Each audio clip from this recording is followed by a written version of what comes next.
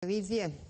Krediti građana u crnogorskim bankama koji kasne s otplatom na kraju juna iznosili su 145 miliona eura i činili su četvrtinu nenaplativih kredita. Ministarstvo finansija ipak smatra da uvođenje zakona o ličnom bankrotu ne bi imalo ekonomskih efekata jer je u našim uslovima teško primjenjivo. Prosječni Crnogorac dužan je oko 1400 eura ili otprilike 3 prosječne plate. Veći problem od toga je to što mnogi dug ne mogu da vrate.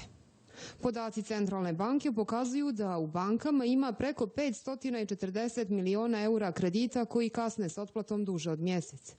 Od toga je više od četvrtine kredita datih stanovništvu, čak 145 miliona. Razvijene zemlje ovaj problem pokušavaju da riješe uvođenjem ličnog bankrota. Prezaduženom građaninu dodjeljuje se stečajni upravnik koji radi na tome da se nađe način da se dugovi vrate i naši ekonomski analitičari vide potencijal u tom rješenju. Sa stanovišta opravdanosti takve inicijative ili takvog promišljanja, mislim da je to sasvim u redu i da to nije ništa novo, niti ništa što bi bilo čudno. Naša vlada, međutim, ne vjeruje u ovo rješenje.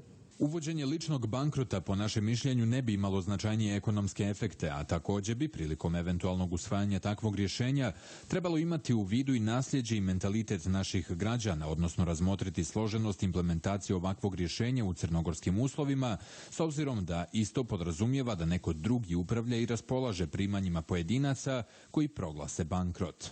Rješenje jeste američko i evropsko, ali su i zemlje regiona njemu pribjegle. Hrvatska i Slovenija usvojile su zakon o ličnom bankrotu, a o njemu se raspravljaju u srbijanskoj i bosanskoj javnosti. Naše ministarstvo finansija, međutim, upravo se poziva na iskustva regiona kao razlog za neuvođenje institucije ličnog bankrota u Crnu Goru. Ono što smo uočili da se pokazalo kao dominantno u praksama zemalja koje su uvele ovaj mehanizam jeste pojava moralnog hazarda, odnosno problema zloupotreba takvog zakonskog rješenja.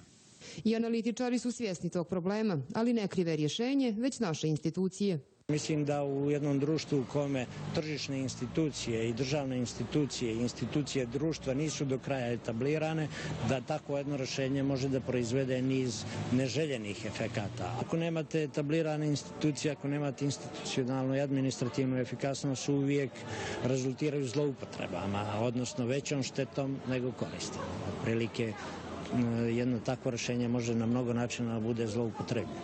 Umjesto kroz zakon o ličnom bankrotu, vlada Crne Gore odlučila je da se sa prezaduženošću i neplaćanjem dugova bori kroz budući zakon o sporazumnom financijskom restrukturiranju dugova prema finansijskim institucijama. Kod ličnog bankrota, s druge strane, postupak vodi sud, pokreće ga dužnik ili njegov žirant, ali i radnik zaposlen u preduzeću kojemu duguje plate. Osoba čija su zaduženja veća od imovine dobija stečajnog upravnika koji brine o tome da plati dugove iz imovine svojim radom ili oprostom u zaštitu njegovog dostojanstva. Ovo rješenje moglo bi ipak biti testirano i pred našim narodnim poslanicima, jer je Liberalna partija najavila da će svoj predlog ovog zakona dostaviti Skupštini.